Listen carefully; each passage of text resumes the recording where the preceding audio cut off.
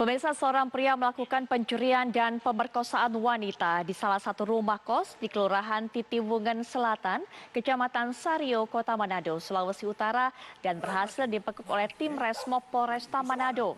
Pelaku tak berkutik saat dijemput paksa polisi di rumahnya di Desa Warembungan, Minahasa.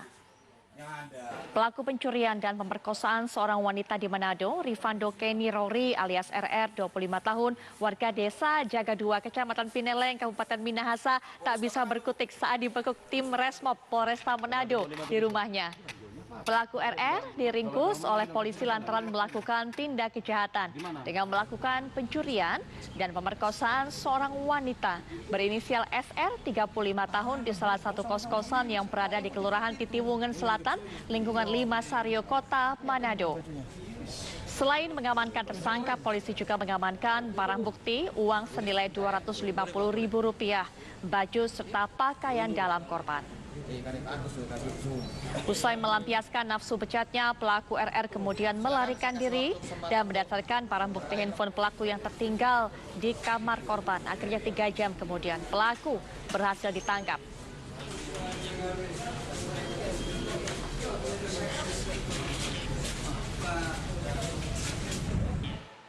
Kita akan dapatkan kronologi dan juga bagaimana upaya dari pihak kepolisian berhasil menangkap pelaku ini akan dijelaskan oleh Kompol Sugeng Wahyudi Santoso selaku Kasat Reskrim Polresta Manado. Selamat malam Pak Sugeng. Selamat malam Pak Sugeng. Selamat malam. Baik. Dengan Kompol Sugeng dari Manado.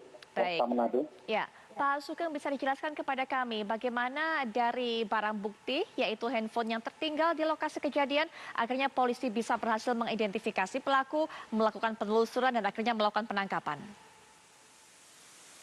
Ya, benar. Kemarin tanggal 17 Maret 2023 sekitar pukul 02.00 waktu Indonesia Tengah di TKP pelaku sebenarnya akan melakukan tindak pidana pencurian di TKP, di mana sebelumnya pelaku Kenny Rory ini masuk dari lantai 1 dengan meloncat lewat jendela. Kemudian naik ke lantai 2 dan melihat pintu kamar korban tidak tertutup, sehingga masuk ke kamar korban dan menemukan uang Rp250.000 yang berada di dalam kamar.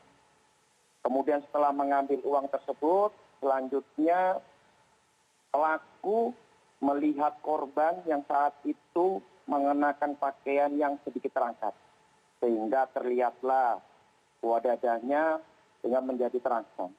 Saat itu juga pelaku mengambil satu buah garpu yang berada di kamar tersebut, kemudian langsung mematikan lampu dan menindih korban. Menindih korban berada di atas sambil tangan sebelah kanannya memegang garpu dan mengarahkan ke leher korban.